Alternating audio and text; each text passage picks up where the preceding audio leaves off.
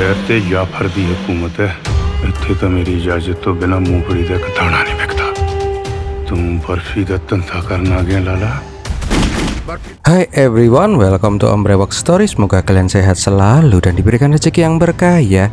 Kali ini Om akan bahas cerita film trailer misteri yang berjudul Paune 9, keluaran tahun 2024. Film ini mengisahkan kasus pembunuhan berantai yang sangat susah dipecahkan. Korban-korban dari kasus itu dijadikan masakan oleh pelaku, dari rendang, biryani. Ada apakah di balik ini semua? Mau tau nggak keseruan film ini? Om kasih saran ya, siapin mental aja dulu deh, biar otak kalian aman. Dan langsung cus bumper Om Brewok Story.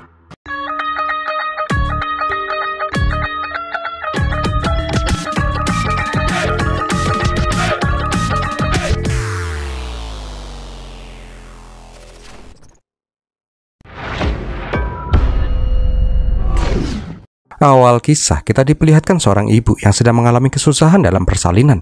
Bidan menyuruh suaminya yang bernama Rahman untuk keluar sebentar. Rupanya bidan itu ingin ngasih tahu kalau persalinan ini sudah masuk ke taraf berbahaya. Rahman itu disuruh memilih menyelamatkan calon putranya atau istrinya. Dengan berat hati, Rahman memilih istrinya saja. Tapi takdir berkata lain. Asisten bidan mengatakan kalau istrinya si Rahman itu sudah dinyatakan meninggal dunia. Begitu juga dengan cabang bayinya yang sedang dikandung. Tak pelak, Rahman pun menjadi sangat sedih karena harus kehilangan dua orang yang paling dia kasihi. Tak lama berselang, ketika istri Rahman mau dikuburin, tiba-tiba ada sambaran petir di tengah siang bolong. Wah, ini nih, udah kayak sinetron azab. Tapi bedanya di film ini, terdengar suara tangisan bayi. Rupanya, putranya si Rahman yang sudah dinyatakan mati, malah keluar dan berhasil selamat. Sambil membopong putranya, Rahman pun berjanji dia akan menjaga putranya itu sekuat tenaga. Beberapa tahun kemudian, di lain tempat diperlihatkan ada preman kampung yang sedang menyiksa orang di sebuah desa. Motifnya adalah perebutan kekuasaan. Dengan riang gembira, orang yang bernama Jafar ini menikam tuh Om Brewokan hingga tewas. Semenjak saat itu, kondisi kota pun menjadi mencekam. Semua orang terlihat ketakutan ketika mendengar nama Jafar. Orang-orang juga diharuskan membayar upeti kepada si Jafar. Lambat laun, Jafar pun menjadi satu-satunya orang yang menguasai kota itu dan menjadi ketua mafia paling berpengaruh di sana. Sampai bertahun-tahun kemudian, ada bapak-bapak warung tukang nasi kebuli yang diperingatkan mendingan dia tuh segera tutup tokonya karena si Jafar udah mulai menguasai kota itu.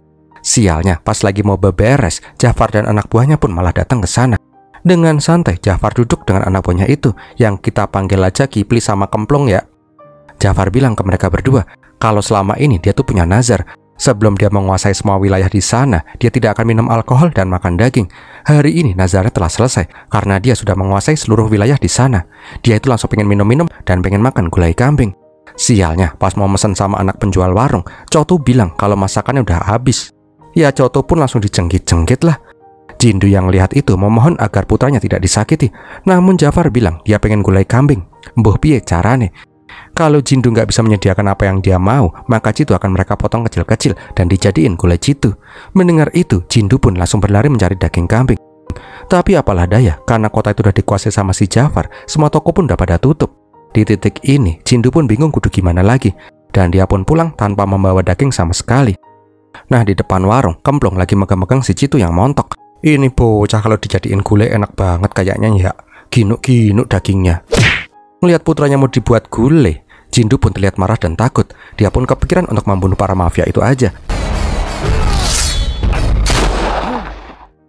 Tapi membayangkannya aja, dia tuh udah ketakutan parah. Nggak punya pilihan lain, Jindu malah memotong daging dari kakinya sendiri untuk dijadikan gulai kaki Jindu. Setelah matang, dia pun langsung menyajikan ke Jafar dan anak buahnya, tanpa tahu kalau itu adalah kaki dagingnya si Jindu. Karena sudah puluhan tahun tidak makan daging dan dapat daging yang enak banget, si Jafar ini malah memuji masakannya si Jindu. Dia juga bilang, inilah masakan gulai kambing paling enak yang pernah aku makan seumur hidupku. Karena hal itu juga lah Jafar langsung ngasih uang yang banyak karena dia tuh puas dan bilang dia akan sering kembali untuk makan masakan Jindu lagi. Walaupun dapat uang banyak dan putranya nggak jadi disembelih, Jindu ngerasa bingung. Masa iya sih setiap Jafar datang ke sini aku harus motong dagingku sendiri? 15 tahun kemudian, diperlihatkan pasangan kekasih yang lagi bermesraan di mobil.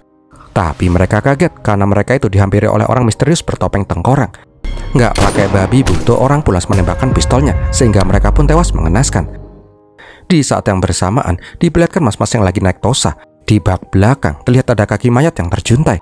Rupanya mas-mas itu adalah si Cotu yang di awal film mau dijadiin masakan. Nah, di tempat sepi, Citu berniat motong-motong bangkai yang dia bawa. Setelah itu, dia pun mendatangi warung bapaknya. Karena tuntutan menyediakan daging yang sama persis dengan apa yang disukai sama si Jafar, selama 15 tahun ini, Citu itu selalu aja membunuh orang untuk dijadikan daging di masakan ayahnya.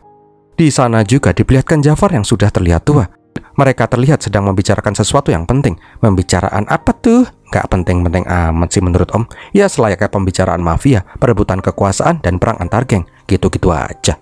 Namun pembicaraan mereka pun terhenti ketika si Jindu itu membawakan masakan kesukaannya si Jafar, gulai daging manusia. Karena selalu bisa memuaskan nafsu makannya, Jindu pun menjadi orang yang paling dihormati oleh si Jafar. Dia tuh sering ngasih uang berkepok-kepok karena masakan Jafar itu. Bahkan si Jafar juga sangat menyayangi si Citu yang udah dianggap sebagai anaknya sendiri. Nah, di lain tempat, diperlihatkan polisi mulai berdatangan ke TKP penembakan. Inspektur Rajinder bingung dengan kasus kematian misterius itu, karena ini bukan pertama kalinya. Sepertinya ini adalah sebuah kasus pembunuhan berantai. Nggak lama kemudian datang Komandan Rajinder yang bernama Vikram Singh. Vikram itu juga bingung kenapa tuh pembunuh berantai berani banget melakukan aksinya di tempat umum kayak gini. Diceritakan juga bila sang cowok itu udah dipastikan mati, sedangkan sang cewek berhasil selamat tapi dengan kondisi yang sangat kritis. Ngeheknya lagi, CCTV di sana juga udah mati karena kesambar petir 3 hari yang lalu. Seakan-akan semesta merestui aksi psikopat itu. Beberapa hari kemudian diperlihatkan mas-mas ganteng berewokan yang dulit-dulit tangan cewek di jalan. Cowok yang bernama Atur Rahman itu kayaknya lagi tergila-gila sama cewek yang bernama Farsha. Dari namanya udah pada ketebak dong ya, siapakah si Atur itu? Yes, dia adalah bayi yang lahir di awal film. Intinya sih, hampir setiap hari si Atur itu mengikuti semua kesehariannya si Farsha.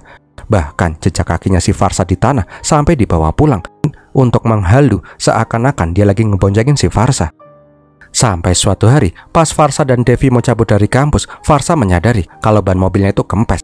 Ngelihat ada si Atur yang lagi mejeng, Farsha pun meminta si Devi untuk nunggu bentar. Farsha yakin bener kalau itu adalah ulah dari si Atur. Lah, kok malah nemplok kayak cabe-cabean? Alah dalah, fix ini mah Atur pakai dukun. Kasih tahu dong dukunnya, mau nyoba. Nah, di rumah Atur pun curhat sama foto mendiang babenya kalau dia tuh lagi mencintai cewek cantik dan dia pengen serius sama tuh cewek. Emang sih ya, setelah kematian babenya, Atur itu hidup sebatang kara seorang diri. Keesokan harinya, Atur pun muter-muter di depan rumahnya si Farsha. Dia pun menelpon pacar semoknya untuk sekedar menyapa Asoy. Pokoknya keseharian Atur dan Farsha itu mesra banget dah. Sampai suatu hari, pas si Farsha lagi berduaan sama si Devi, tiba-tiba ada mas-mas yang bernama Arjun datang dan langsung memeluk si Farsha. Bukannya si Farsha udah punya pacar ya? Kok masih mau digondol sama si Arjun? Rupanya Farsha itu lagi selingkuh sama si Arjun. Dan bener aja, tak lama berselang Atur datang untuk menjemput si Farsha. Devi yang bingung harus bilang apa malah ngibul kalau dia itu nggak tahu kemana si Farsha sekarang. Dari tadi aku belum ketemu sama tuh anak kok. Ketika si Arjun lagi mau beli es krim, si Farsha pun ditelepon sama si Devi. Devi pun marah-marah, kalau mau selingkuh jangan gini, kan gue yang jadi repot.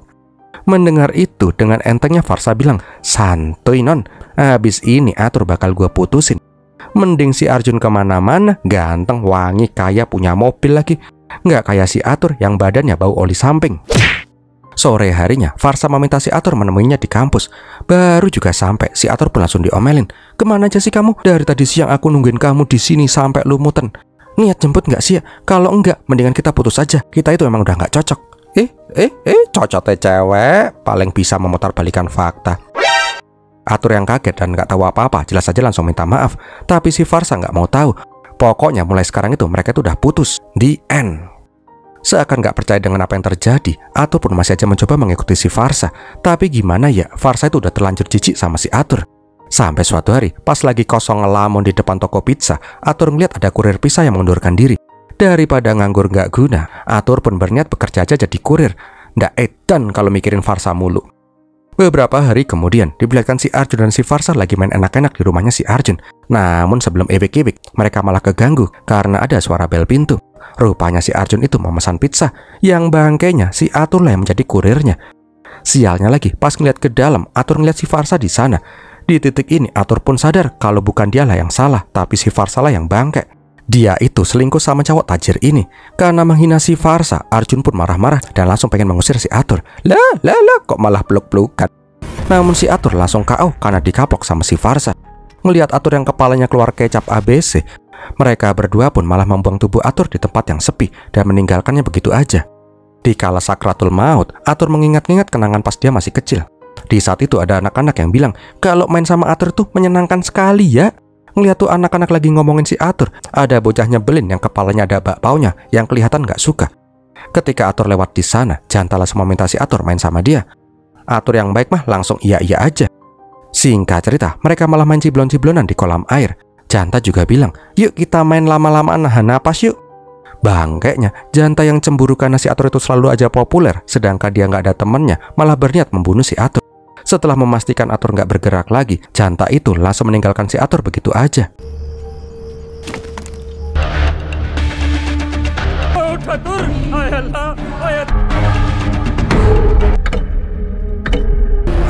Pedes bikin kaget. Dinarasikan, Atur itu sangat sering hampir mati, entah karena kejadian apapun. Tapi anehnya, dia tuh selalu aja bisa lolos dari maut itu. Nah, masih di masa lalu nih ya. Keesokan harinya setelah Atur berhasil selamat, malah terlihat ada rame-rame gitu. Rupanya Janta yang sebelumnya ingin membunuh si Atur ditemukan tewas kesetrum di sawah. Nah, di depan diperlihatkan Atur yang membawa kabel listrik. Pokoknya Atur itu akan selalu membalas orang-orang yang ingin membuat dia mati. Kembali lagi ke masa kini, diperlihatkan kalau si Atur tuh mendatangi rumahnya si Farsa. Nggak pakai babi bu, dia pun langsung menikam Farsa berkali-kali hingga dia pun meninggoy.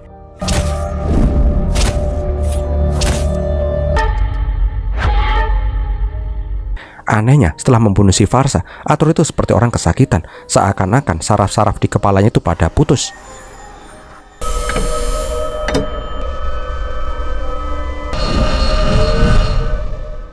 Beberapa jam kemudian, polisi pun datang ke TKP. Rajinder dan Vikram pun yakin benar kalau ini juga ulah pembunuh berantai. Di sana juga diperlihatkan orang tua dari si Farsa yang kelihatan sedih, dan ada juga mas-mas yang mewek di sebelahnya si Farsa. Ternyata tuh cowok adalah pacarnya si Farsa. Bentar nih, pacarnya Farsa ada berapa sih aslinya? Di sisi lain diperlihatkan si Atur yang terlihat linglung setelah membunuh si Farsa, seakan-akan dia tuh masih nggak percaya dengan apa yang dia perbuat. Beberapa hari kemudian diperlihatkan si Atur yang sekarang udah kayak gelandangan. Pas Atur lagi berjalan lunglai, dia malah berpapasan sama si Citu. Nggak pakai mikir panjang, Citu pengen membegal tuh Atur buat dijadiin Atur bakar asam manis. Tapi pas menyergap, ternyata bukan Atur yang Citu sikat, melainkan gelandangan yang lain. Keesokan harinya diperlihatkan si Vikram yang membuat tabel pembunuhan berantai. Dia itu bingung parah karena korban-korbannya itu adalah semuanya cewek cantik dan muda, sedangkan korban-korban cowok pasti hilang keberadaannya. Di saat yang bersamaan, diperlihatkan si Atur yang udah mulai kembali normal. Dia pun langsung mencukur brewoknya dan kembali berpenampilan Atur yang biasanya. Tapi pas lagi nongkrong di depan toko kue, si Atur itu pun langsung terhentak dan memandangi cewek cantik itu. Atur pun langsung memanggil tuh cewek dengan nama Farsa. Setelahnya, kejadiannya pun sama persis dengan Farsa yang udah mati itu terulang kembali. Bentar nih. Bentar kok bisa sama persis ya? Nggak mungkin dong ya. Daripada bingung, Om jelasin aja deh. Jadi si Atur itu mengalami penyakit mental parah. Bisa dibilang dia itu bipolar. Jadi selama ini, kalau dia ngeliat cewek cantik, dia menganggap tuh cewek sebagai si Farsa, mantan pacarnya yang telah mengkhianati dia. Jadi Farsa yang dibunuh sama si Atur sebelumnya itu bukanlah Farsa yang asli. Itu cuma cewek random yang nggak tahu apa-apa, tiba-tiba dibunuh sama si Atur. Hal itu pun udah terjadi berulang-ulang dengan template yang sama sesuai dengan ingatan si Atur di masa lalu. Itulah kenapa pas dia selesai membunuh korban-korbannya, Atur ngerasa sakit kepala, dan setelah itu dia pun lupa dengan apa yang dia perbuat. Nah, di lain tempat diperlihatkan ada bapak-bapak yang kukunya mau dipotong, plus bonus sama jari-jarinya sekalian. Rupanya ada mafia baru yang ingin menguasai wilayahnya si Jafar. Azhar dan tangan kanannya si Sahab bilang kalau mulai sekarang wilayah itu akan menjadi wilayahnya. Warga desa jelas saja nggak mau begitu aja, karena mereka tuh tahu bener seberapa ngerinya si Jafar itu. Karena dibilangin pada ngeyel, Azhar pun langsung menembak tuh bapak-bapak, sehingga semua orang pun pada takut dan mengikuti semua permintaannya si Azhar. Selayaknya polisi India yang datangnya telat, Rajinder pun datang untuk mengecek TKP. Tapi polisi di sana bilang, mau nanya ke siapapun pak, nggak akan ada yang mau jadi saksi, karena mereka semua itu udah dibutakan oleh rasa takut. Nah, di lain sisi diperlihatkan si Citu yang masih aja menjalankan misinya, yaitu mencari gelandangan tanpa keluarga untuk dibunuh dan dagingnya dijadikan masakan nikmat. Nah, di saat yang bersamaan diperlihatkan si Atur yang masuk ke mode gelandangan. Tapi pas lagi makan citul di sana, tiba-tiba otaknya kembali konslet dan dia pun kembali ke mode normal. Nggak mau nunggu lama, si Atur itu kembali ke kebiasaan buruknya, halu punya pacar dan membunuh cewek-cewek cantik karena menganggap mereka itu adalah si Farsa. Hal itu pun terjadi berulang-ulang.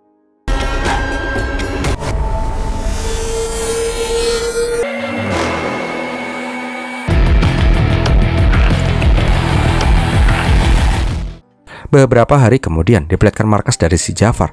Di saat itu, Shahab udah ditangkap sama si Jafar karena berani-beraninya dia mengakui wilayah kekuasaannya si Jafar.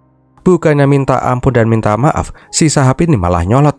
Dia bilang, kalau masanya Jafar itu udah habis, Azhar akan menghancurkan Jafar dan anak buahnya. Emosi dengan itu, Shahab pun langsung ditembak hingga tewas. Jelas aja yang paling puyeng itu adalah polisi. Mereka masih buntet dengan pembunuhan berantai cewek-cewek, hilangnya para gelandangan yang disikat sama si Citu, dan masih harus ditambah kematian dari perang antar geng. Keesokan harinya diperlihatkan si Citu yang kembali mencari buruannya. Sialnya, dia malah ngeliat si Atur dan pengen memburu si Atur.